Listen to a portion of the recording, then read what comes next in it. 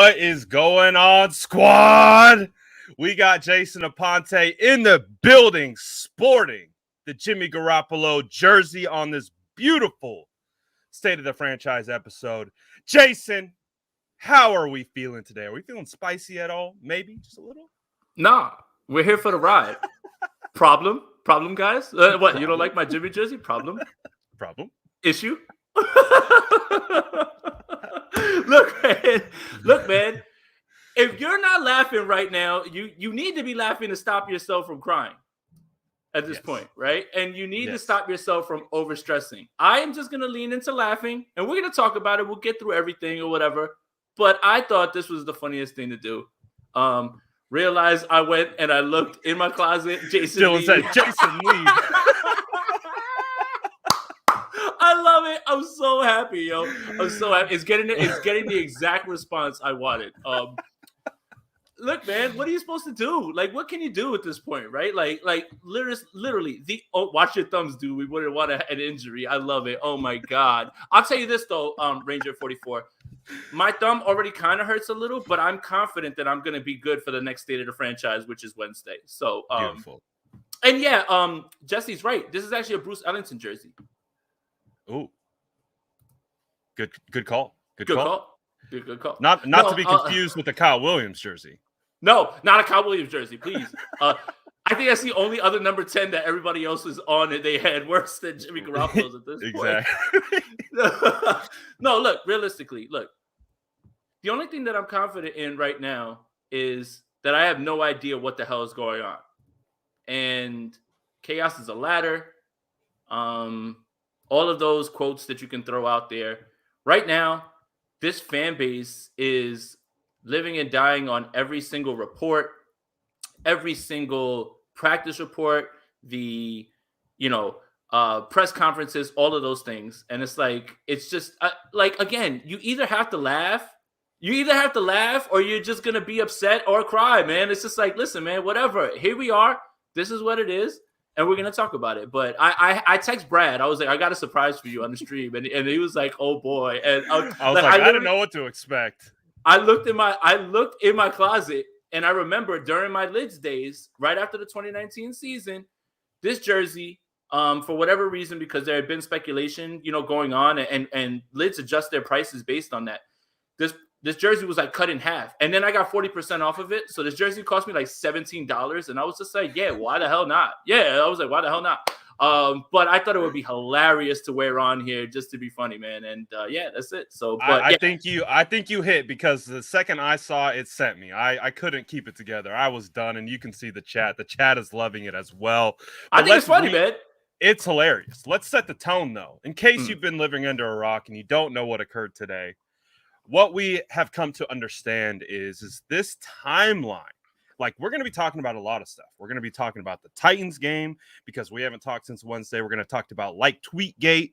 We're going to talk about the injury, of course. And I think let's stick with the injury and let's work our way backwards. So as we know, just before we hopped on the stream, Jimmy Garoppolo spoke to the media, as well as Kyle Shanahan spoke to the media. And essentially, both have talked about being confident that Jimmy Garoppolo can and potentially play this Sunday, amidst reports from Ian Rappaport, Schefter, that this injury, at least the way it was worded, appeared to be a lot more severe than it actually is. How are you processing all of that right now? Well, all right. Let's get away from the jokes, and we'll get back to the jokes. But let me just try to at least rationalize this in some way that is analysis. Maybe there's a world where Kyle Shanahan wants Jimmy Garoppolo to, that's a good point, Chris, that he wants the Texans to prepare for both, right? Here's why I don't understand that method. Because one way or another, whether Jimmy Garoppolo or Trey Lance is under center, you can still do what you want to do in terms of how you did it to the Rams, how you did it to the Jaguars, in terms of run the ball, dominate, and kill the clock. Look, serious, real talk. The 49ers can beat the Texans with Jimmy Garoppolo or Trey Lance. Either way. Correct. Either way, right? Because the Texans are the second worst run defense in football. I understand they just beat the Chargers. I blame the Chargers more than I do the Texans. I blame the Chargers. They couldn't stop a nosebleed. Rex Burkhead looked like Walter Payton. I don't suspect that's going to continue. But realistically, it doesn't matter what sort of gamemanship that you're going to play with the Texans, because either way, if Trey Lance plays or Jimmy Garoppolo plays, you beat the Texans if you run the ball the way that we think they can and if Elijah Mitchell can play. So that's the part that is a little upsetting to me. Either you are willingly misleading the Texans, or you are trying everything in your power to get Jimmy Garoppolo on the field over Trey Lance, which is something that we should discuss as we go further. But that's what I took away from that. Absolutely. Justin's adding to the conversation. Do you think the front office thinks that a hurt Jimmy is still better than Lance? That's the question. That's the question. And I think that's realistically where this will lead us, right? That's what I got from the press conference. But I think that leads you to a bigger question. Do you not have confidence at all in Trey Lance? Because I just outlined how Jimmy Garoppolo or Trey Lance can beat this Texans team.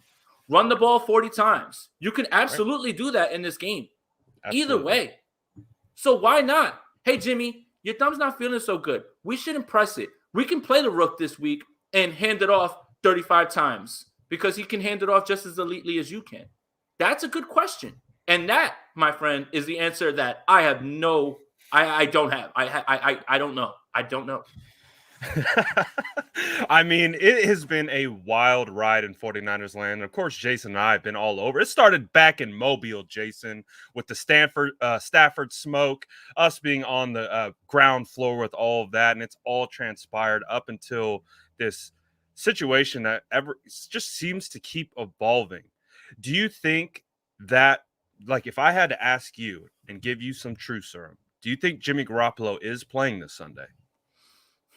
I know it's early, so we're going to preface it with that. There's still going to be – this is an ongoing situation. We're going to find out more, probably more today. We're going to find out more tomorrow. But if you had to make a decision or just pick a range of outcome, what do you think? This is just begging to get freezing cold tape. But I know. I feel like I'm accidentally setting you up. I don't think Jimmy's playing. I don't think Jimmy's playing. I think Trey's going to start. And again, the question goes back to, are you gaming the Texans for whatever reason? And it doesn't matter who the quarterback is. The only thing that would really change is that, Trey has the ability to run the ball himself on those zone reads. Or are you not confident in Trey at all? And then again, Trey's been dicing up the first defense. Trey's been doing this and his finger's fully healed. Which is it, man? Which is it? I think Trey starts. But I think the question becomes, why are you making these comments this way? And I don't believe, it shouldn't be to game the Texans, because you can win this game with either of them. Either of them, because you will run the ball 40 times. And that's the way to beat them. Second worst run defense. Justin Jackson looked like a stud last week. Joshua Kelly had some really nice runs. The Chargers mainly lost that game because, one, they can't stop the run. Two, Justin Herbert had a bad game and they turned the ball over a bunch. Let's not act like the Texans are all of a sudden world beaters because the Chargers had a bad game. I understand Davis Mills has been playing well. But can you stop? They're the Texans. And if the 49ers can't beat them with Jimmy Garoppolo at least a little banged up or Trey Lance starting, they don't deserve to be in the playoffs anyway. So it's weird. We need to find out what's going on, and we're never going to get that answer. Absolutely. And in my opinion, it kind of makes sense to kind of roll with Trey Lance, especially if Jimmy Garoppolo is not 100%, because we saw what Jimmy Garoppolo did against the Titans when he was 100% and when he wasn't, and both outcomes weren't that great. And maybe there's an opportunity that they can sell it to the fan base. Hey, we're going to rest Jimmy Garoppolo, let the thumb get right, and meantime giving Trey Lance very valuable game time experience against the Texans. Like you said, it's a winnable game with either quarterback. So it seems like that could be a great opportunity for Trey Lance to come out, get his feet wet, since not having playing since week 5, then before going to LA and potentially starting there. Do you think that would be a outcome that would benefit the 49ers by starting Trey Lance and letting Jimmy Garoppolo heal a little bit? Because I believe, right, and you can speak to this a little bit more because you you told me this right before we got on. I didn't even see it. It sounds like, and Anthony's dropping it right here in the chat, sounds like Jimmy Garoppolo walked off from practice and didn't really throw. So what are you hearing about that? Yeah, I mean, Greg Cohn, Matt Miyoko, everybody who was at practice said that Jimmy walked off right away. And again, I'm confident. What's Jimmy supposed to say? Yeah, I'm not playing this week, right? And that doesn't necessarily mean that he's lying, but I'm a competitor. I played basketball. You played football. I want to play every single week, and I'm going to say that. That doesn't necessarily mean that it's true. I think that when you look at that quote coming right off of what Kyle Shanahan just said, then it becomes more worrisome for people who want to see Trey Lance start. But in terms of what real doctors, actual doctors have said about this injury, not Twitter doctors who have Googled what Drew Brees went through or this and that, actual doctors on Twitter, they don't really think that he's going to play. And I'm going to trust the science. I'm not going to do my own research. You get that one? Sorry. Right. We're not doctors. We're not doctors. So here's the thing. Jimmy Garoppolo could miss this week, and Trey Lance could go out there and throw the ball 8 times, and they could win the game. The 49ers are built like that, right? But if Trey Lance goes out there and he drops 300, 50 yards rushing, 2 tugs in the air, 1 on the ground, you've got a really big question to ask yourself the next week. And I think that's kind of the point where it's really going to come to a fever pitch, because I fully expect the 49ers to beat the Texans regardless who's under center. Put Nate Sudfeld under there. He can hand it off 40 times. But absolutely. But realistically, no, you're good. But realistically, it's more about where do they go after that? And that's it. So, I mean, I don't know. It's chaos. The one thing I know for a fact is I know nothing. And I'm Jon Snow, apparently, so. It is definitely a fluid situation. Obviously, like I said, I didn't even see that as we were getting ready for the stream. So it does appear that Jimmy Garoppolo didn't even make it through the warm-up portions of practice before he left. And as we know, that is not a good sign for the thumb, especially for the severity of the injury. So although we've been with this roller coaster ride of information in these last couple days, it feels like we're in a movie, Jason. It does kind of look like it could still be Trey Lance against the Texans. But again, that is going to be an ever evolving situation. I wanted to get your thoughts, though, because we haven't really talked about this much. What did you think about the way that the information was released with basically no show of Jimmy Garoppolo at practice? Then we go to Kyle Shanahan talking about a sprain to the media. And then right after that, we had 2 national reporters drop very specific information about the injury. What was your whole take, just, from afar? And we're working backwards. Yeah, we're kind of working backwards. We're working backwards, but right. I'm going to jump backwards, ahead. I don't know how this timeline works. This feels like... It's wild. This feels like Avengers Endgame timeline, where it's like Absolutely. Some stuff applies, some doesn't. Okay, but right. I have to bring something up while we talk about this. The events of John Lynch liking that tweet, after the game, after Jimmy had already played the way that he played on Thursday, then Kyle Shanahan gets up on the podium while he's there and he says it's a sprain, and then the next guy right away, Adam Schefter, Ian Rappaport, tweet ligament fracture. I'm not putting on the tinfoil hat, even though that's all we did all off season, right? We only did that because we were just trying to manifest what we wanted, and we didn't want, what we didn't want at 3. I don't want to revisit that. We'll revisit that on another day. Right. But you have to admit it's strange. All of it is strange, and it's not all coincidental. It's so weird. And I think that this 4 to 5 day stretch encapsulates what this franchise has been since January, and the chaos and the uncertainty. Everybody always wants to talk about a plan. I've been of the mind there is no plan. There hasn't been a plan. There's been very much moving day to day Okay, we open this door. That one's closed. Let's open this door. This one's closed. Let's open this door. This one's closed. Like, there's never been like if Kyle walked out in January and was like, "We're gonna sell the farm to get to 3 because I got a quarterback I like," and whatever. Let's say it doesn't pan out. Worst case scenario. Let's say it doesn't pan out.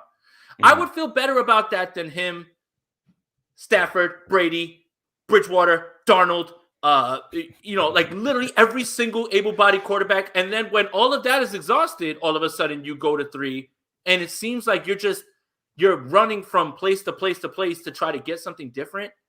This team feels like it's chaos. It's chaos. And it's been the entire year. It's a content creator's dream. Right. It's a content creator's dream. But it's a 49er fan nightmare. Yes. Because you feel powerless. I mean, obviously we are powerless, right? I mean, if you listen to certain people that said we bullied the franchise into not taking Mac Jones. But realistically, as a fan, this can't be fun for you. And I'm a fan still. But as Cap says he needs a drink. Yeah, I mean, I went to the liquor store. I asked who wanted something. Everybody had their, I just didn't have enough money. But here's the thing. It's just, I feel like a lot of the frustration that's going on right now is being exacerbated with these last few days because Jimmy gets injured, plays the way he plays, and then it's like, okay, there's a soft landing for Trey Lance here. You can rest this guy, and now it's turning into this thing that's going to probably lead up to Sunday, and it just encapsulates the entire year. And I think that's the best way I can put it. Like, as a 49er fan, this has been as big a roller coaster as it has been with Jimmy Garoppolo's play. Absolutely. And Chris says, where you smell smoke, there's typically fire. Some smoke that I'm just coming across right now is that the 49ers also signed quarterback Tyler Bray from Tennessee to their practice squad. So in correlation with Jimmy Garoppolo walking off the field, the 49ers also add another quarterback to the roster. It does feel like just in real time, it's getting more and more bleak for Jimmy Garoppolo as we continue and go throughout the process. But so this is obviously going to be an ongoing situation that we're going to have to be talking about and monitoring quite a bit. But that being the case, how did you – we haven't talked at all about the Titans game, and I know a lot of people don't. I know we don't want to talk about the Titans game, but let's talk about it a little bit. Why did you think that the 49ers lost? Again, we look at these games from multiple different avenues, perspectives. We try to have a really strong understanding of much about the football as possible. But what did you feel was the overarching takeaway from that game? Missed opportunity. Look, first drive, masterclass, Kyle Shanahan. Second drive, same thing. Hashtag Bray area. Right. Interception in the red zone.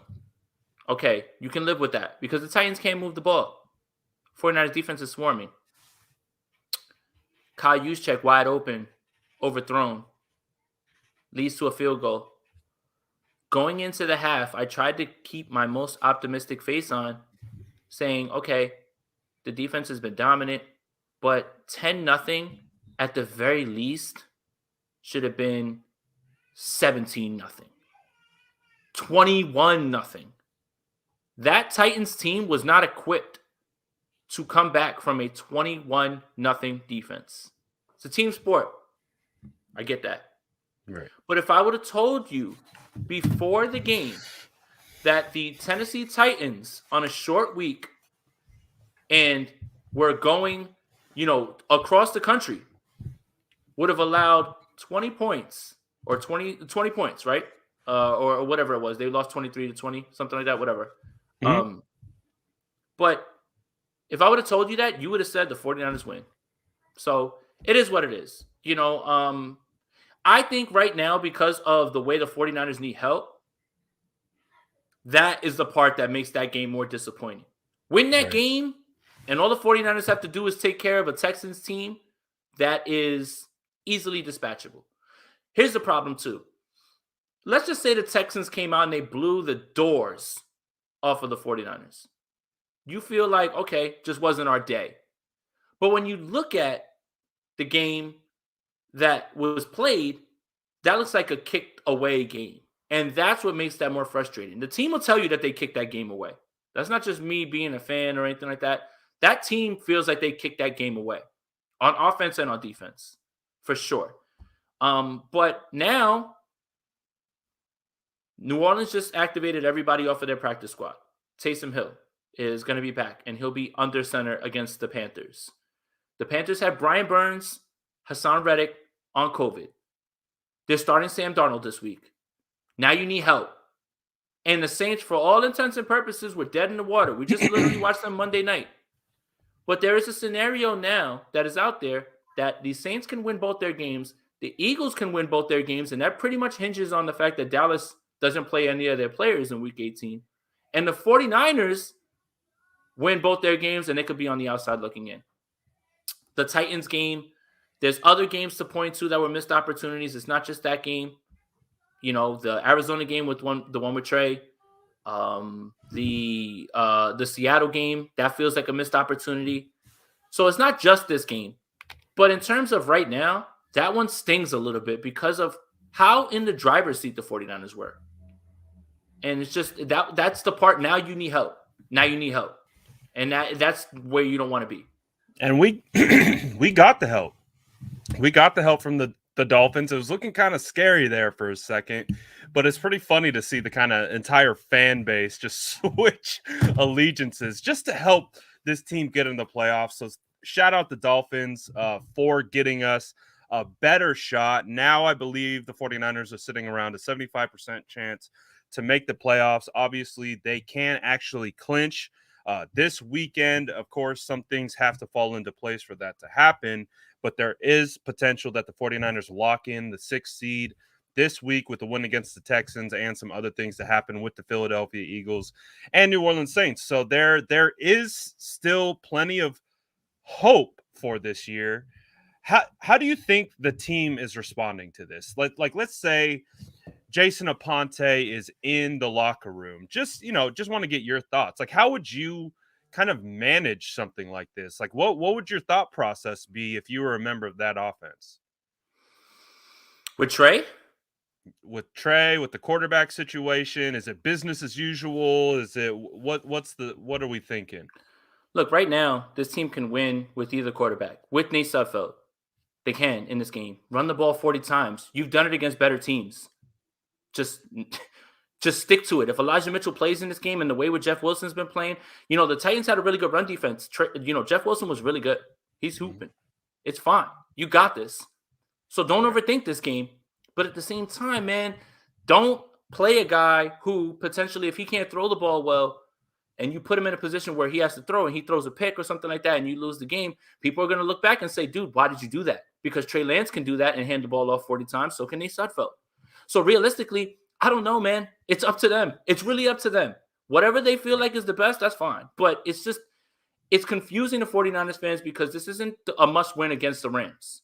This isn't a must-win against the Bucs. It's the Houston Texans. I don't care who they just beat. The Chargers beat themselves. Watch the game. They beat themselves. Rex Burkhead is not Walter Payton. I'm sorry. He's not running for $130 again. It's not going to happen. He did work. Yeah, he was balling. But just 40 runs. Run the ball 40 times. You've done it against better teams. You've done it against worse teams. The Jaguars are terrible. Just come on. It's realistically, how you can win this game. That's it.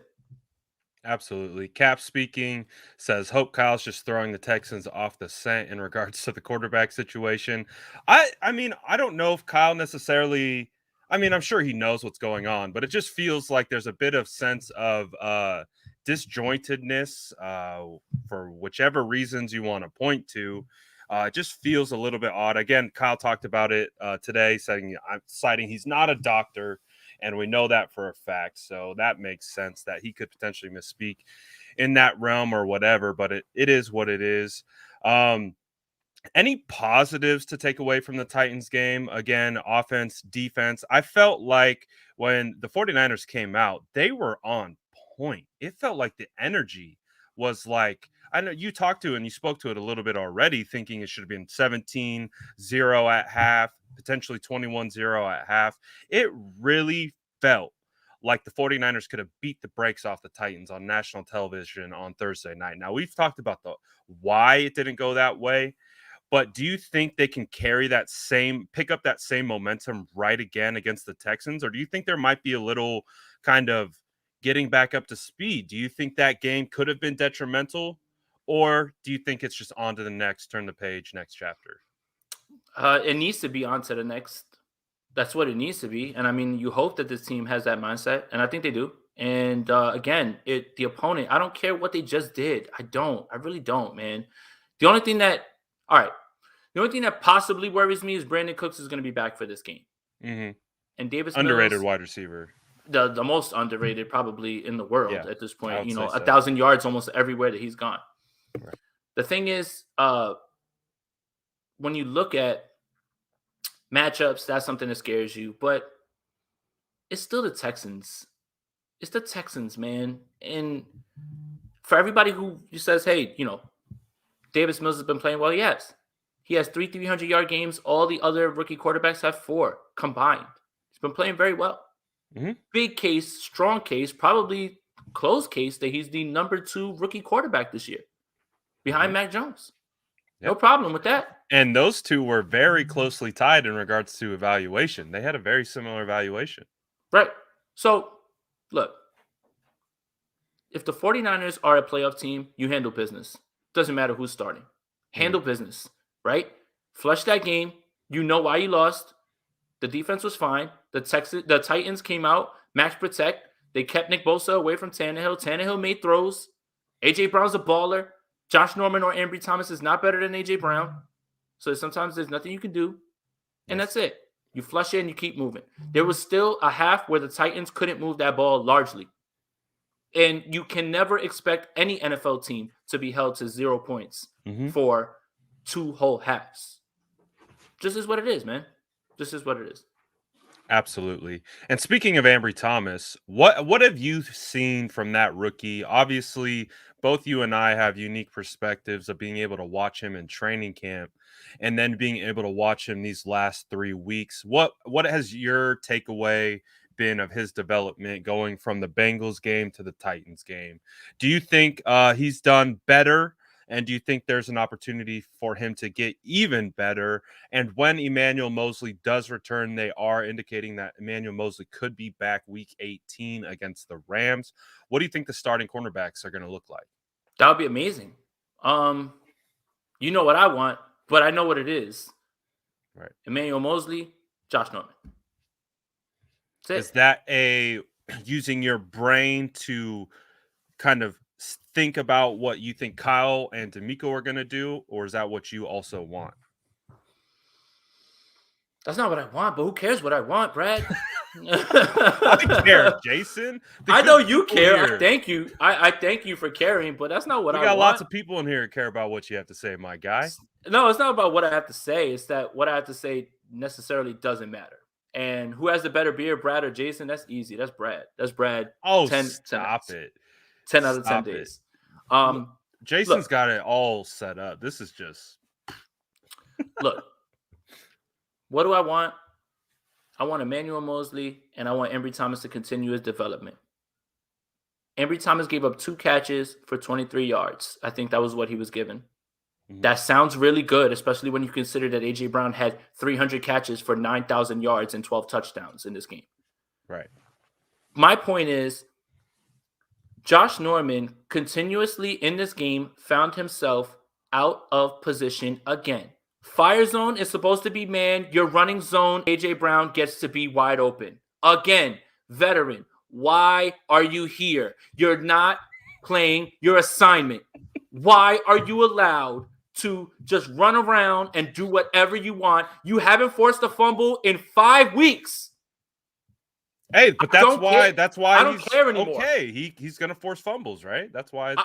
Sorry. I don't care anymore. I don't care anymore about it. Look, Josh Norman's not gonna be here next year. Ambry Thomas played his best game of the season this past week. Yes. He didn't get cooked.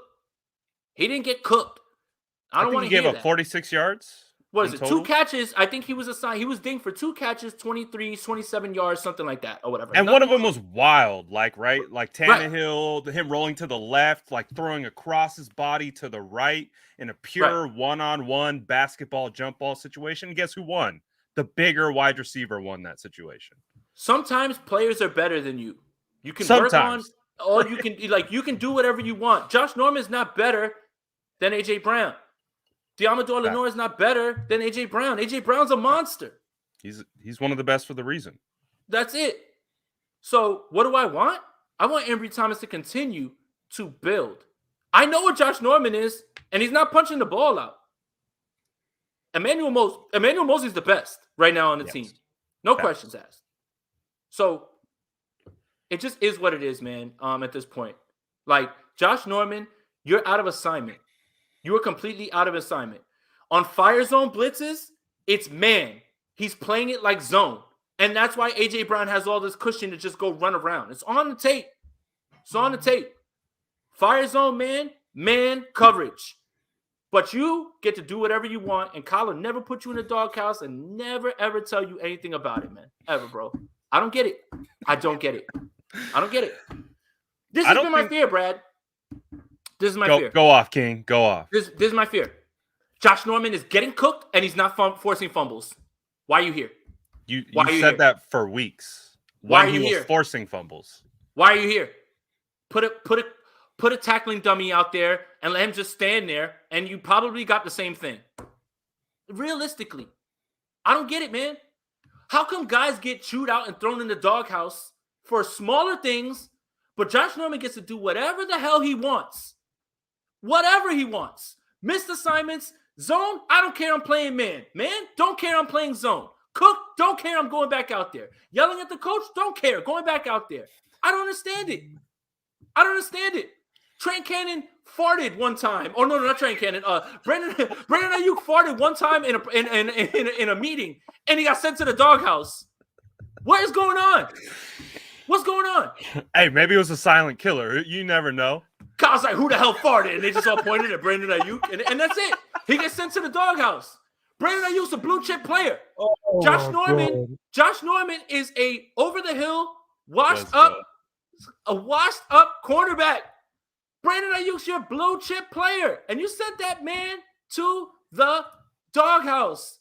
Josh Norman continues to be like this, and you allow this to happen. Nobody was talking. Everybody was yelling at Ambry Thomas. It was Josh Norman that was getting cooked. But guess what? I'm not going to blame Josh Norman because he's not better than A.J. Brown. What I will blame him for is you don't know the assignments. You don't know the assignments. And that's a problem. Why are you allowed to do whatever you want? And why are certain guys getting thrown to the wolves? Make it make sense. Make it make sense, man, because that's something that both you and I have been yelling about, and nothing but facts from Spicy Aponte today. Well, I haven't seen Spicy Aponte in a while. It's good to see you back, man. Congrats. It happened. I don't know how you made it happen. I love it. Hey, I know how it happened. There's been a ton of stuff going on this week. It's been insane. Obviously, I want to talk about Jimmy Garoppolo a little bit more, just in the sense of the 4-day span, like just more of a global look at it, in the sense of with Jimmy Garoppolo against the Falcons, it did kind of feel like, again, it's the Falcons, and we understand it is what it is. Pull up Priya. Can you pull up Priya's comment real quick? Yeah, which one?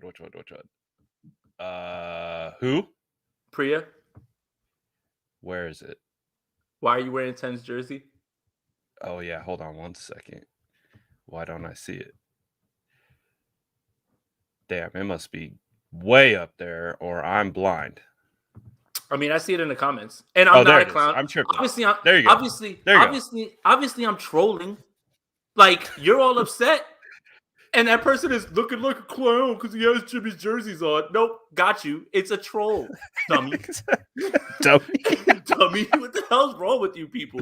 Laugh a little. Priya, I'm doing this because it's funny. I think it's funny as hell. I'm just laughing because at this point, if you're not laughing, you're crying. That's it. It's just funny, man. I don't get it, yo. Like, it looks like a clown with a jersey on. Man, shut up. Speaking of Jimmy Garoppolo, he's not at practice. They're continuing to report about it. Mayoka just dropped about a little nugget about how Jimmy Garoppolo was seen walking toward the 49ers locker room with his right hand in a pouch as practice was beginning. Trey Lance is likely taking all the first team reps today. So this situation is going to continue to go on for quite some time. But again, even if he plays, if he doesn't play, whatever. That's not what we're talking about. Let's talk about the Jimmy Garoppolo experience for a second, because I think against the Falcons in a 4-day span. Brad. Yes. Sorry, real quick. Didn't mean to put you out there. No, Cam, I explained the story. This jersey cost me $17. I spend more on water during a week for this. It's a joke. Shut up already, dude. Just shut up. Go, Brad. Tell me about the Jimmy Garoppolo experience, because I really find those last 4 days between the Falcons game and the Titans game to be very emblematic of what the Jimmy Garoppolo experience is. Against the Falcons, he was locked in, ready to go. I don't even think he really made a mistake against the Falcons. If it was minor. But then you have the flip side to what Jimmy Garoppolo did against the Titans. What is that what we are to expect from Jimmy Garoppolo for the rest of his career, at least as a 49er? Well, yes.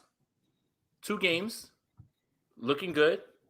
1 game. You had a chance. Jimmy Garoppolo had a chance to do something that he's never done in his career on Thursday. Not throw an interception in 3 straight games. And that's just the Jimmy Garoppolo experience at this point. Up, down. That's how it is. And that's the problem. That's why they're moving on. Not us. You know, like the fans have no say in any of this. We're not in the building. Right. The front office has been trying to make this move for a long time. Right. So that's the thing. That perfectly encapsulated the Jimmy Garoppolo experience. 2 weeks where he's like, when you're like, man, he made some throws. He made some throws downfield. Made some really nice, efficient throws. Never really put the ball in harm's way. And then before the injury, missing guys, throwing the ball away. It's just, that's who he is. And you shouldn't be surprised at it, but it just reared its head in the worst way, at the worst time. That's it. So it just is what it is, man. And that's Jimmy. And when people say that, you're a hater, you know, all those things. No, you're not. So just, it is what it is, man. It's Jimmy Garoppolo, and it's the reason that this organization has exhausted so many options to move on from him at this point. You know, I said what I had to say that was good about him on the Niners Nation podcast. I hope you guys check that out. You know, where I thanked him for 2017, thanked him for 2019, and helping the team and resuscitating the franchise, because he did. And anybody who denies that is outright lying or just it's revisionist history. There's many of us, everyone in 2017 after those 5 games were like, oh, we got a guy. Yeah, for sure. Like, you know, and I was hyped. Right. He breathed life into this team. He did. So that's what it is. It's just like there's a way to say all of those good things about Jimmy Garoppolo while being able to criticize what he's become. And that's just it.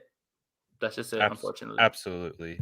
Chris is saying at this point, I feel like this organization is part of SNL skit. I think both Jason and I have tweeted out about multiple occasions where this feels like a reality television show, or it feels like some kind of sitcom of like just the thing, again, just what has happened since the Titans game. With this, we're first talking about it for the first time. It's Wednesday. That game happened on Thursday. Literally, like the most intense news cycle occurred in like those 3 or 4 days with so many ever-changing things, and it continues to change. So it is a bit crazy. It is a bit of a wild situation. But let's try to get back to some of the football stuff. Azeez Al-Shaair appears to be hurt and likely hurt for the rest of the year. We don't know if he'll be able to come back for the playoff push or like in the playoffs, but Fred Warner continues to play at a high level. Marcel Harris playing pretty decently as well. Do you feel like they could be okay as long as they have one of those two linebackers. Again, Dre Greenlaw's TBD. We don't know when he's going to be back. But as long as the 49ers have either Fred Warner or Azeez Al-Shaair on the field, do you feel like they'll be okay, at least right there in the middle of the defense? Yeah, they should. Absolutely. The only thing that kind of scares me less than the Azeez thing is the DJ Jones thing.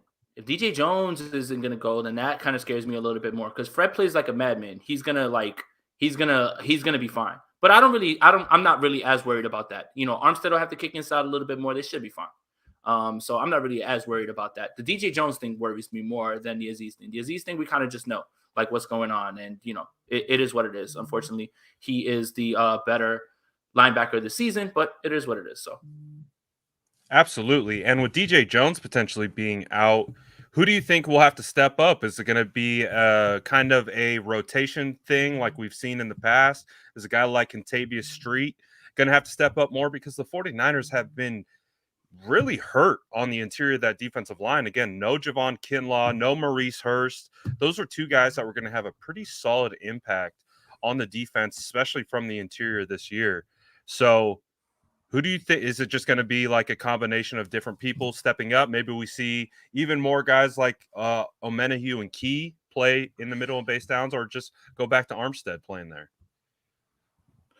Look, Kentavious Street played well. He did. Kentavious Street played well. He jumped right in, and he was actually like balling. Right. I feel good about that. Again, the Texans aren't this like run offense that you need to be worried about at this point. Again, the 49ers are the better team. Regardless of whoever starts this game, you can run the ball 40 times to win this game. You really can. You really can. As long as the defense doesn't just implode, anything like that, the 49ers are well equipped to win this game. Now, I understand the conversation is about who should be the quarterback, all of those things. We're not going to find out. It's going to be all the way up until Sunday. Don't be shocked. Yes. Do not be shocked if this becomes a game time decision thing. That's it. That with our luck, it will be. They're gonna ride this thing out until the very end. Yeah, that's what I'm saying. Like they're gonna go all the way up until kickoff with this. And why should anything about this team be any different at this point? Chaos, craziness. Just it is what it is. It is what it is, man. Lots of chaos around here. And again, we appreciate all you guys contributing in the chat, watching both the streams. Do us a favor, smash that like button. We got like 500 or 600 people in here right now. Just smash that like button.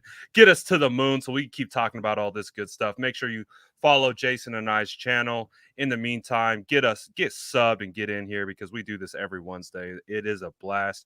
But let's talk about some of the weapons on the outside for the 49ers. Whether it is Jimmy Garoppolo, whether it is Trey Lance playing for the 49ers in a must-win game against the Texans.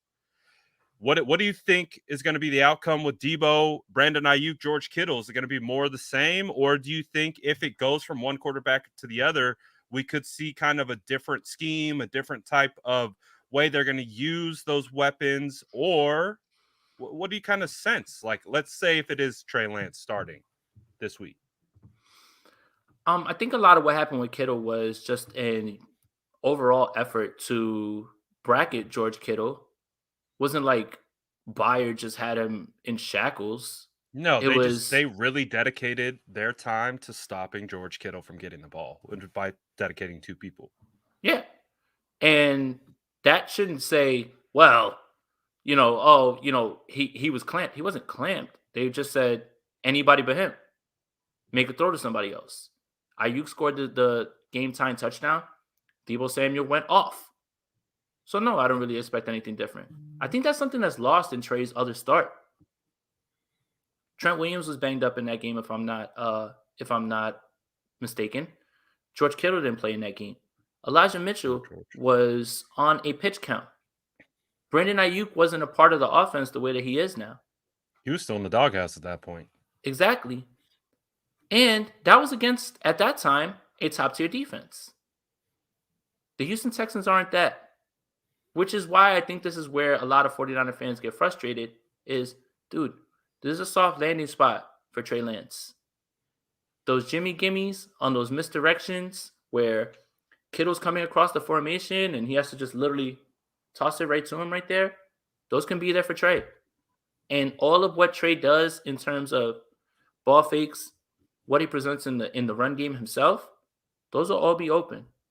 So realistically, I get the frustration. At the same time, Jimmy Garoppolo at 70%, 80%, whatever it is, they'll still win this game. Unless Jimmy Garoppolo completely vomits all over himself. And I think turnovers would lead to another. Right. Yeah. Right. That's it. That's it, realistically. So again, I'm downplaying the Texans. Again, I don't have to play them. I can do that all I want. The 49ers aren't, but there's a world where you could play either of these guys and be fine and win this game. The real conversation becomes if Trey actually plays super well, 300, 3 touchdowns, then what do you do next week? That's the problem. But we may never know because Jimmy may start. Right. Mr. Superfly says when Jimmy's 38 retired and visits Levi Stadium, we should definitely cheer for him because we got to the Super Bowl with him, but he should not be our quarterback anymore. What a chat. Super chat. Thank you for the contribution. But yeah, I mean, I think it's pretty crystal clear. If we had to poll the fan base, and we can poll the chat right now, if you had to pick the starting quarterback, even with a healthy Jimmy Garoppolo, a fully healthy Trey Lance, who would you guys want to see start against the Texans? Drop it in the chat. Let's see. Who do you want it to be? I think we know. Do you want it to be? Do you want to see Jimmy Garoppolo come out again and give it his next best shot playing through the injury? And again, it sounds like he didn't even practice today. Or do you want to see Trey Lance? And just quickly, right off the bat. I love it, Gennaro. Josh Rosen. Oh, we got lots of Treys. So that kind of tells, I think, at least from the fan base, kind of where we're at. It really does feel like everyone's kind of ready to rip the Band-Aid off. Victor still is going to rock with Jimmy. Sussfeld. Lance. Here's Trey. one thing I want to say, and I think that a lot of 49er fans feel this way. I think that because we know Jimmy so well, that a lot of them are ready to rock with the unknown of what Trey brings. Correct. Right? And yes, great point. A lot of people want to, put the parallels between, well, remember when Cap took over? I don't think that that's a fair comparison in terms of this. Cap didn't get thrust into a must-win situation with only 2 games, right? He got thrown into an earlier game in the season, and Aldon Smith was a man in that game, and Jason Campbell started for the Bears. But I think that it's not crazy to think that because there's a lot of unknown with Trey Lance. Unknown. Right. And I think that 49er fans are ready to embrace whatever it is that they don't know yet about Trey Lance rather than embrace what they know about Jimmy Garoppolo, which is we don't know which Jimmy Garoppolo is going to show up week to week. And I hear you on that. So let's see. But absolutely. This is going all the way up until Sunday. All the way up until Sunday. It is. And we've been here before. They're going to milk this as best they can. It does give them a bit of a competitive advantage to try to keep it as close to the vest as possible. But I do have a question, though. Again, let's stick with this thought process that it is going to, and we're getting some more Jimmys in here. We've seen the Jimmy crowd start to come out. Is Trey definitely early? The refs. I love that answer from Submit. The refs. I love it. Yeah, Don Burr with Mullins. Man, the chat is lit, man. Oh, my goodness. The chat is lit. We see you guys. I'm not even all the way close to getting through all these things. But when we looked at week 5 with Trey Lance starting at quarterback against Arizona, there's been a lot of conversation about the offense, the way it looked. And I think you are uniquely able to answer this question because you did watch Trey Lance in training camp. You were one of the first to get your eyes on Trey Lance in a 49ers jersey before anyone else. You too? So, yeah, we were there together. You're sitting right next to me. Yeah. But I want to know what you think about the offense that they developed and implemented against the Cardinals. Again, there was some similarities to what we saw in training camp and what they did with Trey at training camp. But Do you think we see something very similar? And I think a lot of the number that everyone sticks to, right, is 16 runs from the quarterback. I believe it was 5 to 7 were actually designed, and the rest were quarterback leaks. He escaped due to pressure.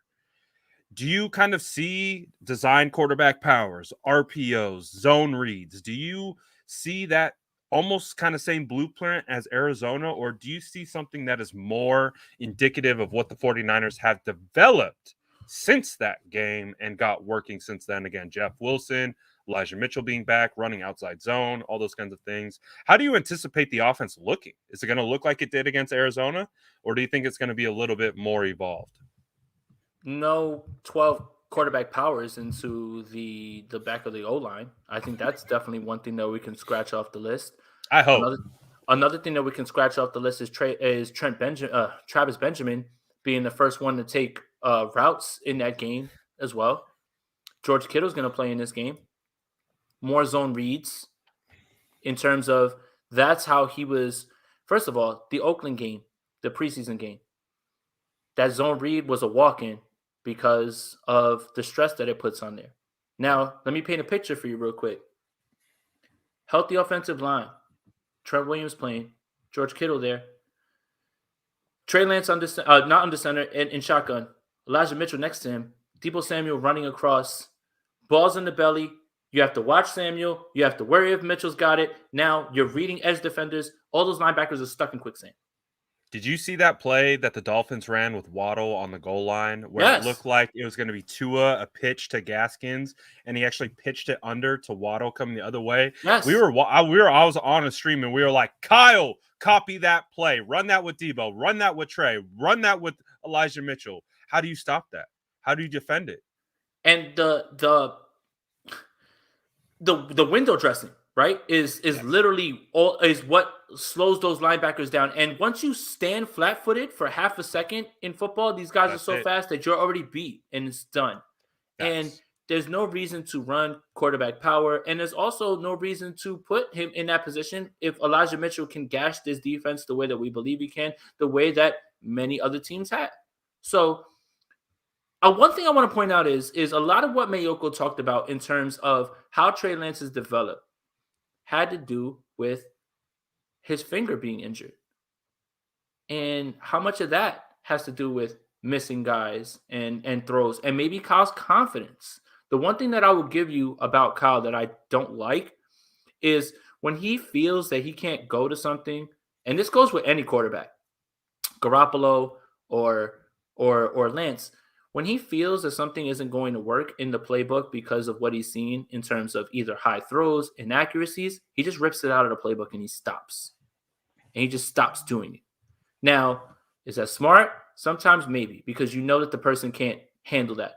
But sometimes, maybe if you go right back to it and you get that going again and you have him make the pass, then you go for it. So it's just right now, you have to hope that Kyle learned. And also, this team is going to look significantly different on offense. Elijah Mitchell was on a pitch count. Trent Williams, George Kittle, these aren't, starters.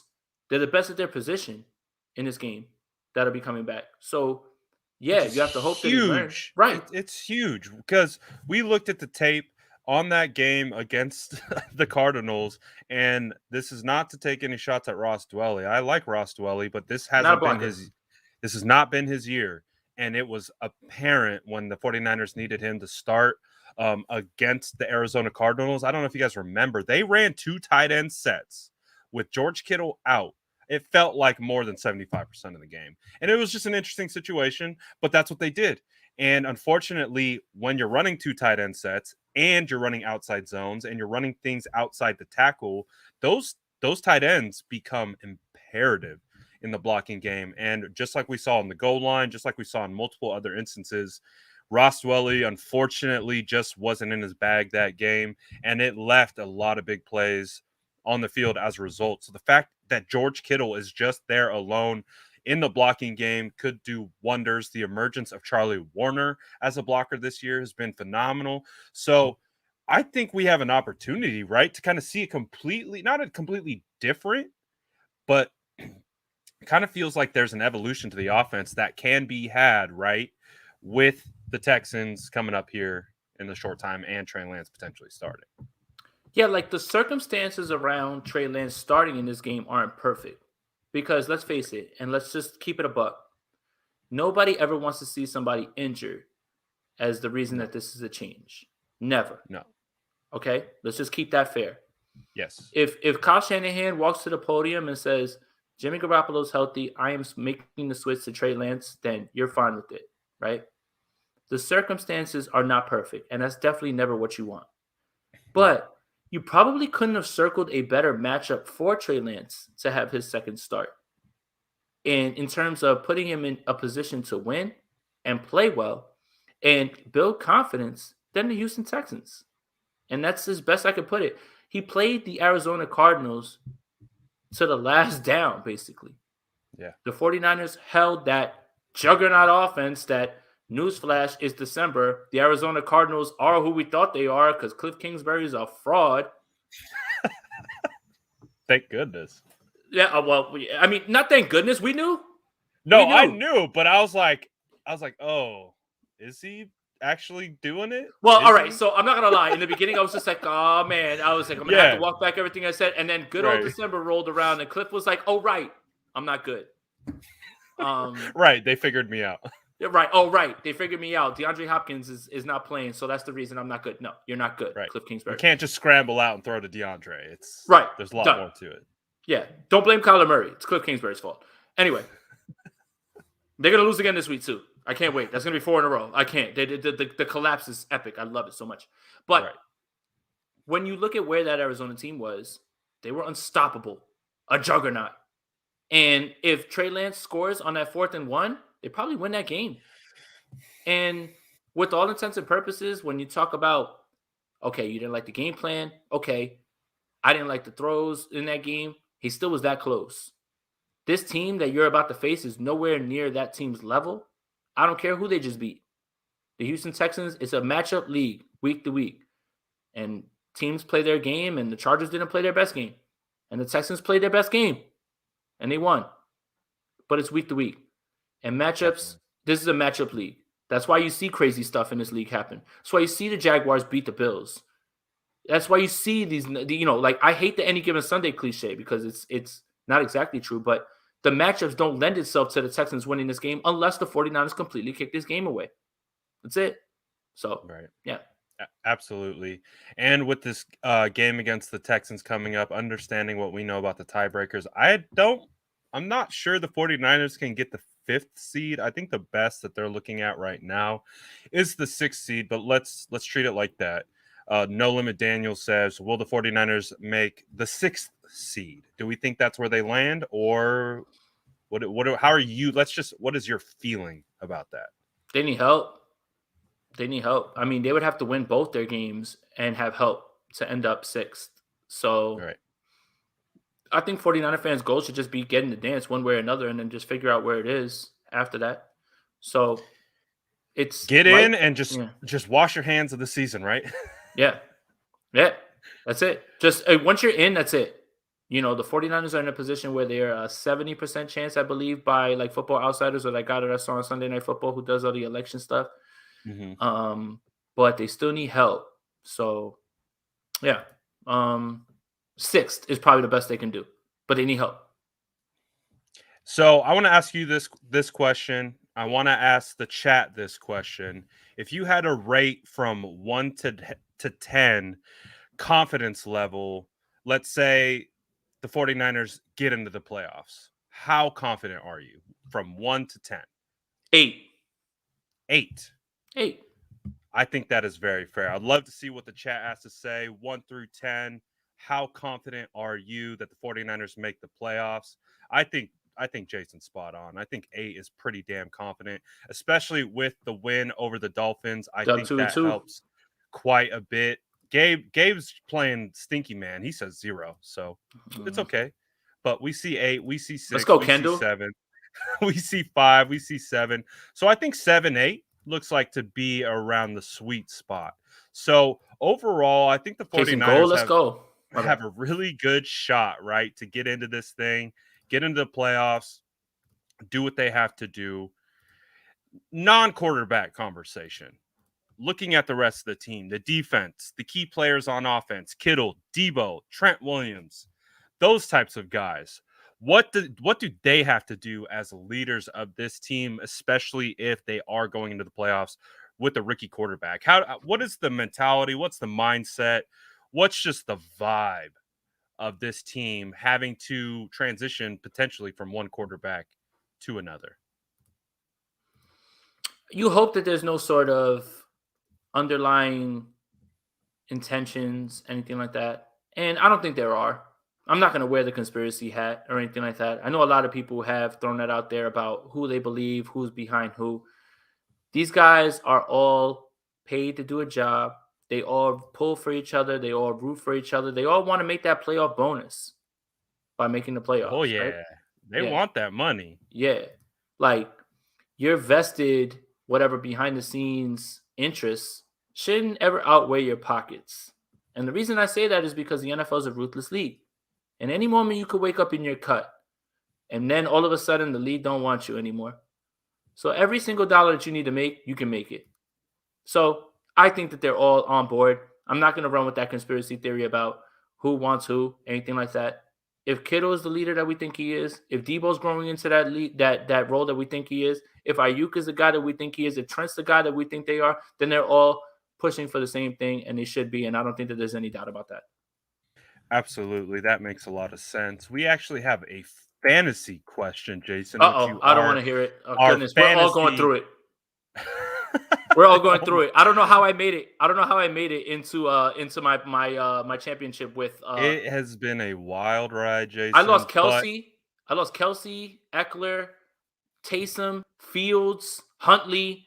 Like, I started Josh Johnson in my Superflex home league, and I won. Wow, that's put your nuts on the table time there. Where it's like I had him or Derek Carr, and I was like, you know what? Let's ride. Let's benched Derek. Let's go. And guess what? Josh Johnson, 18 fantasy points. Eat it, Derek Carr. You stink.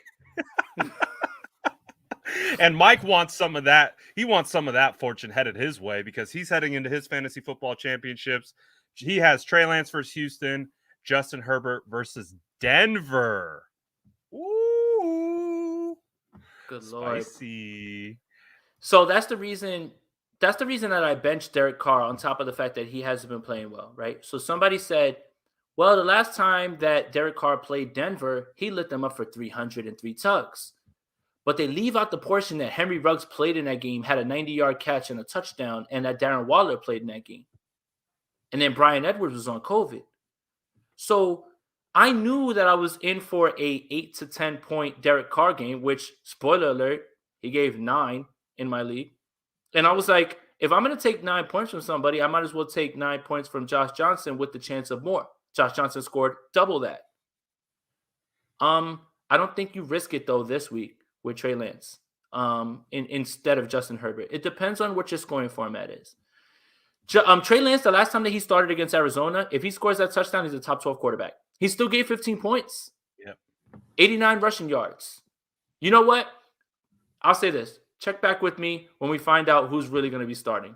Right. We gotta figure out who's actually going to be the starting quarterback first. Like we've talked about, there is still a potential it could be Jimmy Garoppolo, although based on what we see today with Jimmy Garoppolo leaving practice and not really being able to execute warm-ups at all, does kind of lend it to be in doubt. But again, we've seen crazier things happen around here. Hit me back on if you're on Twitter. Hit me back on Twitter on Saturday before those games happen and everything. And I think I'll have a better answer for you on Wednesday. Hard to figure out before we figure out who's actually starting.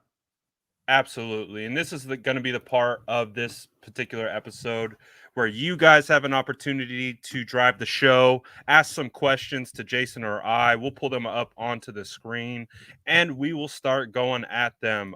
So if you want to drop some questions in the chat, go ahead and do that. We would absolutely love to see what you guys have to say. But right now, Jason, if I had to ask you, through 17 or 16 weeks, I guess, 15 games played, right? Who has been the 49ers MVP? Whoa. Deebo Samuel. Oh, nice. Yeah. I mean, if I'm trying to yell at people to say that you need to put Deebo Samuel in your MVP NFL discussion, knowing full well that he's not going to win it because that's a quarterback award, then yeah, he's the MVP of this team. Where would this team be without Deebo Samuel? Realistically, where would this team be without Deebo Samuel? When Brandon Ayuk was down and out, George Kittle was on IR. That was the dude who was carrying us. Deebo, man. And again, I talked about this conspiracy theory last week. The reason that Kyle is having Deebo throw the ball is because he wants to get Deebo in that MVP discussion. That is an Andrew Pasquini take, by the way. So, hey. Fill up the stat sheet. The 49ers could win this game with Deebo Samuel under center and running triple option with everybody else all game against the Texans. That's how confident I feel that they could run the ball. So, yeah, Deebo Samuel. Absolutely. Man. We got Bosa as a Bosa's in there, MVP but yeah, for sure, I could say Bosa for sure. 100%. Deebo, more Deebo and Bosa. Seems to be the pretty unanimous thought process, and I agree. So since it is an offensive player, let me double up with one more question. Who has been the defensive MVP? I mean, you might have just said it. Bosa. There you go. Bosa's a chance at the sack record. If he goes crazy in this game and he has like a few more sacks, it's clearly Nick Bosa, man. And I love Azeez Al-Shaair, love Jimmy Ward, but yeah, man, it's Nick Bosa. I don't even think that's really warranting of a discussion. Absolutely, I agree too. You know me. I'm gonna hold it down for my boy Trent over there on the offensive line. That's my left tackle. Again. Let's go MVP. There is a what if multiverse where Brad runs the entire universe, where Trent Williams not only wins Offensive Player of the Year, he wins MVP. And there is he's also the president of the United States. That is also part of it. He's leading the whole free world and blocking everything because he's just that good. He's so there's a Brad multiverse where Brad is like the Thanos of everything, and he is the one who wins it all, man. It is Trent Williams. It would absolutely be. So I got to stay on brand. We absolutely going to stick with Trent. So it is what it is. I saw someone earlier ask, do you think Kyle trusts Trey Lance at this point? Or do you think they're still building up that trust? That's a question. I don't know, man. I don't know. Can I say I don't know? I don't know? You can, because it is pure speculation. I'm going to say I don't know, but I understand the sentiment and I understand the thought on that. I really do. Right? Again, we talked about it earlier. We've been talking about for an hour 10. It's not about what he's saying about Jimmy playing. It's about what game are you playing, Kyle? Are you wanting the Texans to prepare for Kyle and Jimmy, or is there a world where you're like, man, I really don't want to play this kid? And for me to speculate one way or the other would be foolish. But that is a thought process. And that is something that will be discussed from now all the way until Sunday. So I don't know. I'm just going to say I don't know. I'm of the mind that I want to normalize the fact that when there's a question thrown at you and you don't know, saying I don't know is the most appropriate answer, as opposed to saying something that will sound good and end up blowing up in your face. So I don't know, Chasing Gold. I really don't know. I mean, it's true. But I'll add to this a little bit, because obviously this whole off season, when it was the conversations about trading for Deshaun Watson, trading for these quarterbacks, I was pretty steadfast on, I want a rookie quarterback. I want to start brand new. I don't, unless it's Deshaun Watson, I don't want any other quarterback. So that's kind of where I was at. And part of that kind of thought process, though, came with the caveat of also understanding, does Kyle want a rookie? Does he want to have the patience to mold that person? I don't know, because that's why I do feel like, you remember the whole press conference. I think he said he wanted a starting quarterback 7 times in a row, before the draft or something like that. I do get the sense that Kyle is less of a coddler. Again, look at Ayuk. Ayuk is a guy who needed to develop, and it was pretty rocky. And we've seen that in other instances as well. So I just don't know if Kyle is a big development guy. I think he understands and knows it's a necessary need. However, I get the sense Kyle's like, give me someone who's plug and play, ready to go right now. I just teach them what I need to do, and off to the races we go. So I just kind of feel like that's Kyle's just overall sense. I don't think that's necessarily like directly related to Trey. However, it could be. But I just do get the sense that Kyle is a guy. He wants veterans. He wants guys who's been there and done it before. He doesn't want to have to keep teaching these guys and doing all that kind of stuff. That's just the sense that I personally get from that. What I know, and this isn't me speculating real quick, what I know is Kyle has the dinosaur approach to you need to sit, youngster. That is the problem, I think, more than anything. Yeah, I kind of agree. You've kind of seen it. And I did a podcast earlier today with somebody who was a Bills fan. And imagine if the Bills had said after 1 year or a few starts with Josh Allen, man, this guy's missing so many throws, man. I don't know if we should stick with him. He's not really looking too good, man. But you know what? Look at the Bills, man. Look at the Bills. They stuck with it, and they went through the progressions, and they worked with it. And that was a guy who played for a school that nobody really knew anything about. It's like, I think that the whole Josh Rosen, Kyler Murray thing has kind of skewed the ways that you evaluate quarterbacks. Yeah, and let me explain. You invested a high pick in Josh Rosen. New regime comes in. They say, I don't care anything about that. We're going to use the number 1 pick on the quarterback. We're not here to wait time, you know? And then Josh Rosen ends up being what he's being. But that's never really been the way that things have been done. Guys usually get a few years. Sam Darnold's getting second and third chances. Why? Because there's general managers and teams that think that he can be something that they can get out of them. But imagine if the Bills does have arm talent. No, he does. Imagine if the Bills said after a few games, yo, this Josh Allen kid, man, he's not hitting any throws, man. I'm good. We're done. You don't get the fruits of that labor and what you get now. The Bills have a franchise guy.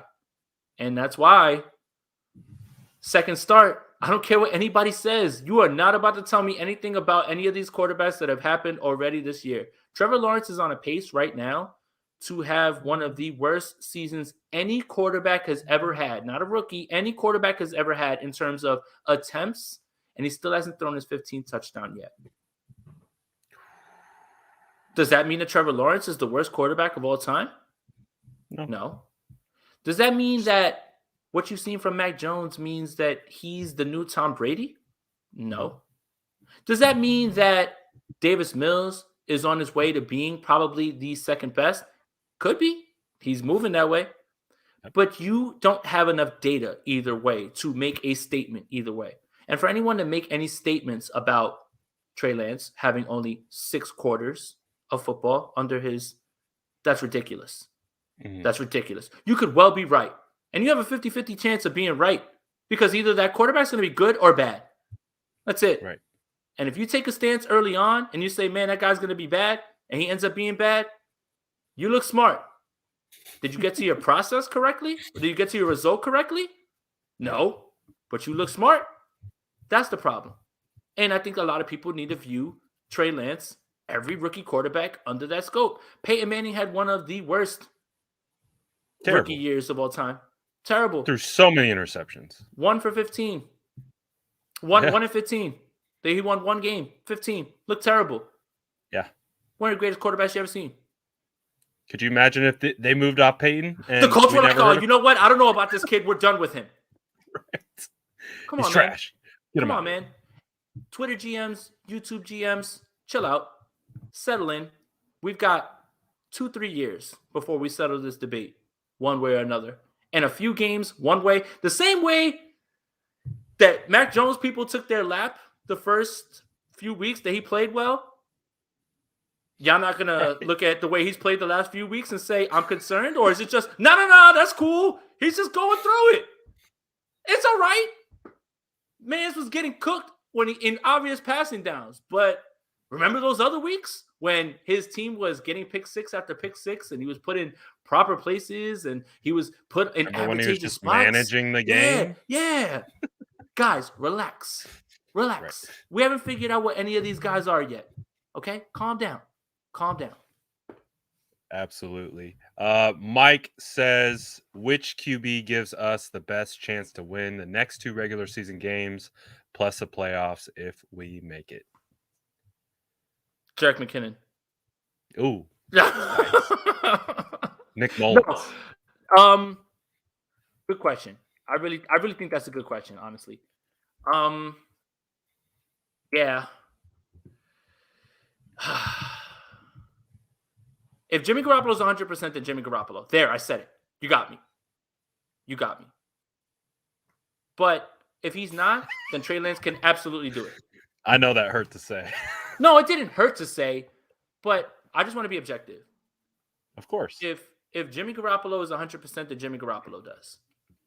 And if not, I think so too. Then Trey Lance can win it. Because again, like, Jimmy was so close. Jimmy was so close to flipping the entire narrative of the year. He was so close. If he came out and had a good game against the Tennessee Titans, we don't have like Tweetgate. We don't have this, that, and the other thing. We don't have the basically at each other's necks fan base that we do have about the quarterback situation. He had an opportunity to turn the tide.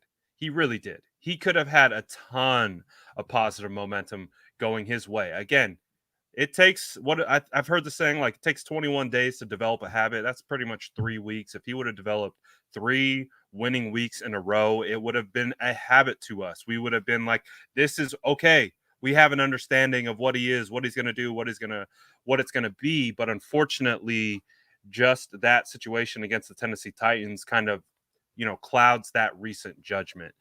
But when you look at the entire body of work, and when you look at the entire year, when you look at, again, I think the thing that I always have to remind myself is the locker room. Those guys are in there every day with this guy. We are not. That's why we talk about him the way we do. If we were in the trenches with Jimmy, I'm sure the way we would speak about him would probably match the way that the people that actually know him speak. So I would imagine if Jimmy Garoppolo was healthy, it hurts. He does though, Brad, because all right, while everyone is, latching on to the unknown and you want to see the guy, what I know is, yes, Jimmy will have a game where you want to tear your hair out, in the same way that, like, he'll literally put it together for an entire game and win you that game. And it's not an easy spot or an easy answer. I'm a big proponent of what I believe from what I know. And what I know is that Jimmy Garoppolo, for the most part, can play solidly. That's it. As much as I want to see what Trey Lance has to, and believe me, I do. At the same time, what I can project, what I believe, as opposed to what I know, at this point, he operates the offense efficiently, and you are banking on something that you don't know, or something that you hope is true. And I hope, and I project it. At the same time, that's not what I know. And a lot of the reason that Jimmy is going to be here for one last year is because of injuries. And I don't know, man. This discussion, it feels like we're beating a dead horse. Dude, it's a tough one. Yeah. It really is. I feel like we're beating a dead horse. And it's just like, look, man, in one breath, you can want Trey Lance, but you can't just sit there and say, for a fact that he's going to, I'm just trying to be objective, and I'm trying to just be fair. We can rationalize literally both quarterbacks. Absolutely. Which way you want to go. It goes back to my point that doesn't matter, 80% Jimmy, whatever it is, 70% Jimmy, 100% Lance, they should beat the Texans. And if this team can't get it done, they don't deserve to be in the playoffs. Bottom line. I don't care what they just did this past week. So, we saw Jimmy Garoppolo throw a touchdown in one of the last drives against the Titans, and that was with his thumb. So, look, I see a comment, right? 5 years, no improvement. He's even gotten worse from 2019. That's true. Maybe. Like I won't argue with that. Right. But part of what our analysis is too is we're making analysis about decisions we've never made and decisions that we wouldn't make. That's part of it. So we're also trying to rationalize things that we like from our perspective and how we watched this season. Man, we probably would. I think Jason and I would both agree that we probably wouldn't have went into this year with Jimmy Garoppolo. Put DJ Jones at quarterback. Yeah, no, we wouldn't have. We wouldn't have. So we understand it. There's a lot of ways to look at this and rationalize it, and we're trying our best to look at it from a locker room, front office, fan, like pure football. Like there's so many different ways to look at it. But to your point, Jason, it does kind of feel like we are beating a dead horse a little bit. Silverado Kev. Shout out to Kev, man. Tune into Niners Talk, Real Talk, man. Those guys do a great job over there. Shout out to Kev. Kev's one of my guys, man, for sure. I appreciate you tuning in, bro. Absolutely. Appreciate the super chat, Kev. He says, that's just it, y'all. That's just who Jimmy is. He'll be an A and stay an A, but then go to an F in a blink, which is the Falcons-Titans game. It's the expectations that cause the disappointment. Damn, he just hit it on the head. That's exactly what it is. That's why people get upset. That's why people get upset, because they have expectations and then they're unrealistic and they're not met, and then they get angry. My thing is it should never be personal in terms of whatever it is that we're talking about. Again, we're all just talking football, right? We're talking about the 49ers. Everybody always wants to take laps when they're right, but then they don't when they're wrong. And that's the thing about giving opinions. I have no problem in letting people know, yo, I blew this one. This is it. Like I messed this one up. This is on me. But no one's batting 1,000 out there. Right. Sometimes the objectivity is lost because of what you want to be true. That's kind of the best way that I can put it is you want your opinions confirmed. And that goes too far to a point that you lose objectivity, right? Like for the people who dislike Jimmy Garoppolo, for whatever reason, you didn't give him credit when he played well in this game. And that's where I can't jive with that. But when he doesn't play well, you have to be able to accept the criticism. Hey, he didn't play well in this game. So that's the thing. It's one of the worst games he's had of his career. Right. And that's my point, right? It's, oh, you're a hypocrite because I said all those nice things on the Niners Nations pod about him. And you said this and this. Yeah, he played like shit against the Seattle Seahawks. Yeah, he played like shit against the Tennessee Titans. What do you want me to do about it? I'm trying to be down the line, right down the middle. Mm-hmm. That's it, man. It's like, if he doesn't play well, then tell him he didn't play well. If he played well, tell him he played well. And it should never be that hard. It's not like we're dug in even though both Jason and I would have went into this year with Trey Lance as the starting quarterback, doesn't mean we're incapable of calling out Jimmy Garoppolo for having a good game when that in fact he does. Like, it is what it is, man. It's quite the situation to be a part of. It's been an interesting year up until this point. If you guys do have any last couple questions, drop them in the chat because we hold up. I see a Justin Fields slander. We don't know about Justin Fields just yet. I don't want to hear about that. We're not doing that. We are not doing that. Give that man a coach. Give that man an offensive line. We are not doing that yet. Imagine trying to be successful in an environment like that. Good God, man. Oh, my God. That man, you know the R. Kelly meme? I'm fighting for my life. Yo, Justin Fields is fighting for that man's life, man. Oh, my God. And there is a world where Justin Fields doesn't play well. But don't tell me that what you've just seen is, I told you. No. Get that man a coach. Get that man an offensive line. And you know what? Maybe the worst thing for him was that he was drafted by the Bears. For sure. Because I don't want to hear this. If Mac Jones was on the Jaguars, y'all think y'all would be saying that Mac Jones is the best quarterback in the league, the rookie quarterback? Answer that question objectively. Look at the situations that they landed in. If Mac Jones was the number one pick instead of Trevor Lawrence, you think you would be saying, look at Mac Jones, man, so inspirational. No, you wouldn't. Look at Mayo Mac. He's really grown. Stop that. Situation matters. Stop that. Oh my gosh. I love how and we get it. It's a comparison game. A lot of people like to compare, but they don't compare properly. And that's a perfect example. It's like two completely different situations. One guy falling into an organization with the same coach for the last 20 years who is the GM who like literally has a defined culture in place, and then the other one getting dropped into a pure dumpster fire. Like it's not comparable. It's just not comparable at all. So, apology to Jay for the dumb I think question. he's being sarcastic. I mean, he probably asked me, and I said, I don't know if you can Oh, start him. I don't know. He's probably my sarcastic. bad. My Yeah. bad. I think he's being sarcastic. Like, yo, thanks for listening to this bozo. So sorry, but he won though. Oh, Shout out to you, Thomas. hey, if you got the dub, that's all that matters. Jason, it has been quite the wild ride this week over Christmas. I hope you had a fantastic time with your family and doing all that good stuff. Is there anything else that you wanted to touch on before we head out? No, just enjoy the ride. I mean, look, realistically, we can speculate till the cows come home. Right. Whatever it is that we want. Oh, Thomas is serious. Oh, good job, yo. Oh, all right. Way to go, buddy. I'm happy that you moved on. Yeah. I don't know, man. Something about like you just can't bench AJ Brown. Like you just can't. No sarcasm. Cool. I'm happy. Yeah. Good for you, man. I'm happy.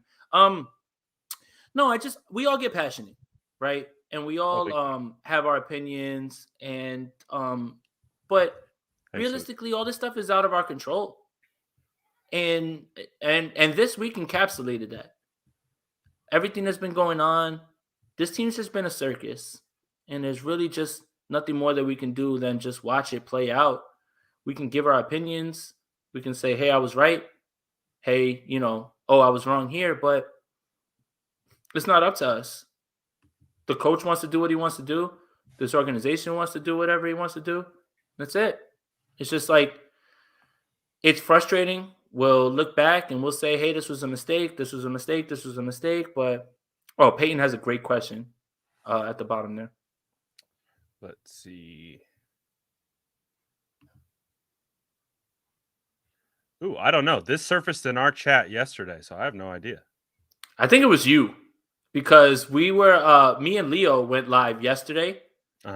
And someone said, "Oh, Brad said that in the thing," and I was just like, "Nah, Brad bit that off for us," and then, we just made it a thing. Did you guys say Trey? No, we said, but our stream was after yours, so it was obviously you. We were just trying to just drum up some some fake content. Right. We got beef now. No, we got more drama.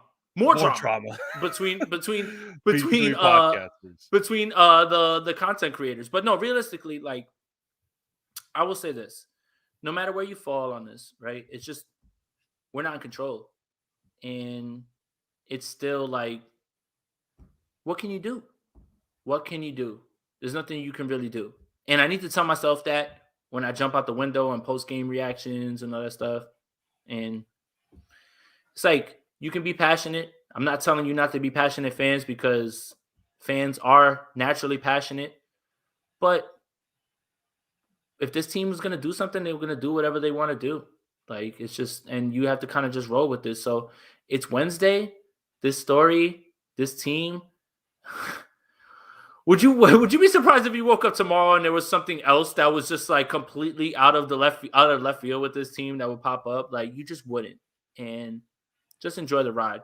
I know that a lot of us get passionate, including myself, but I want to appreciate you guys for tuning into the show, for asking us questions, no matter what it is, no matter if I'm a clown or a bozo or if, you don't agree with any, whatever, thank you for joining. Thank you for giving the view. And not everything that I say should be agreed with.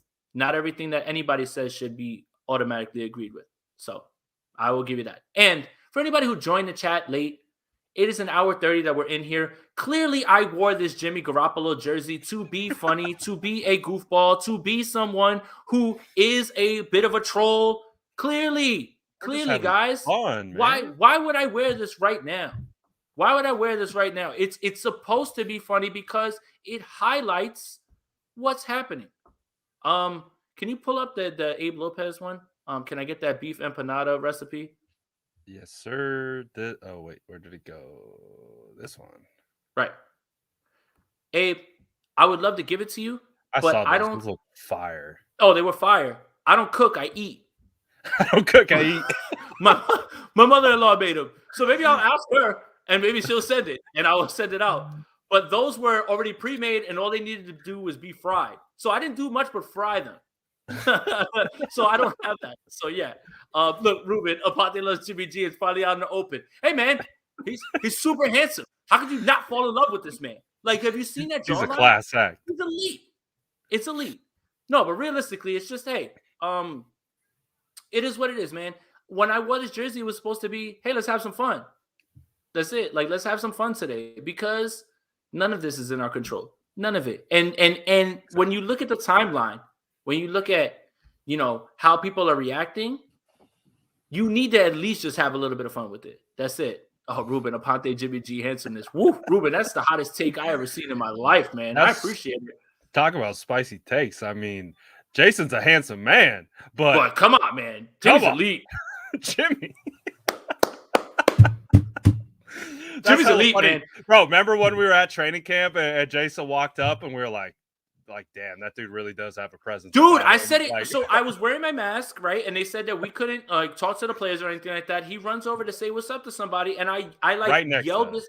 I was like, oh my God, he's so handsome. Like really, like the man just looked at me and I was just like, whatever. Don't care. Said what I said. Is what it is. So, it's so good. Yeah. It's so good. Hey, you know what the vibes are. We're no pause around here. We just plow through it. We just keep going. You know the damn Stop it, vibes. Man. Stop it, man. Inspector Gadget's out here to take your mama's chick. Not your chick, your mama's chick. Not the chick that you love, your mama will get taken by Inspector Gadget. Stop playing, man. Get him. Let's go.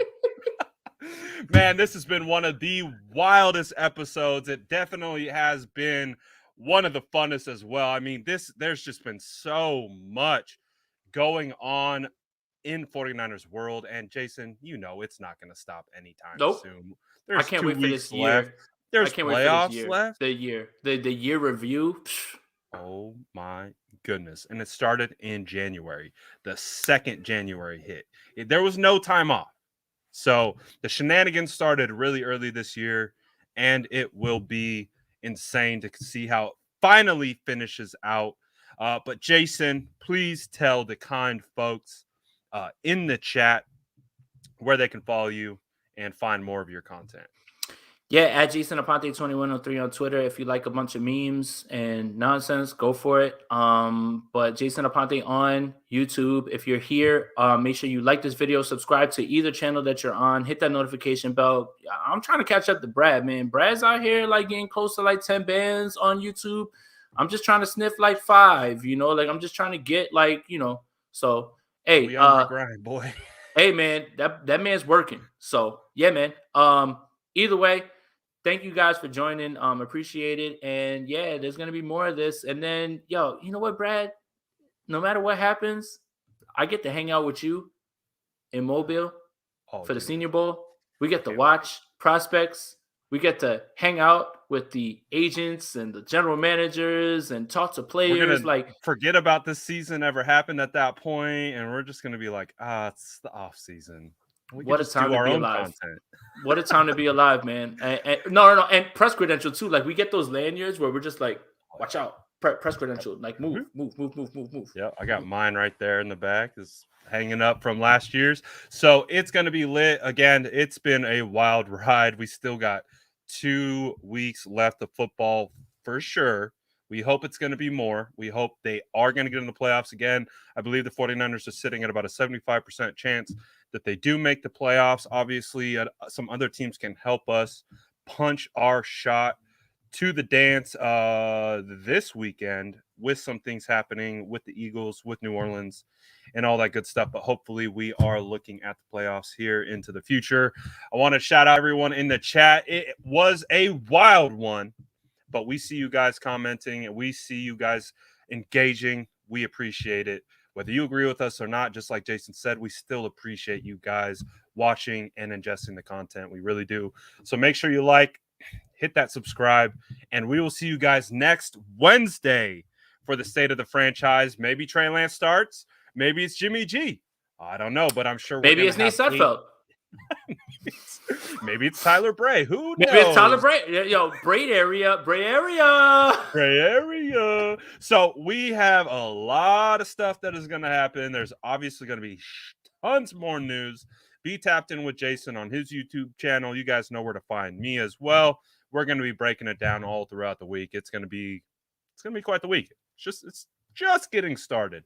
So we'll see what happens as we keep moving. But Jason, I hope you have a great rest of your day, and shout out everyone in the chat. Y'all be blessed.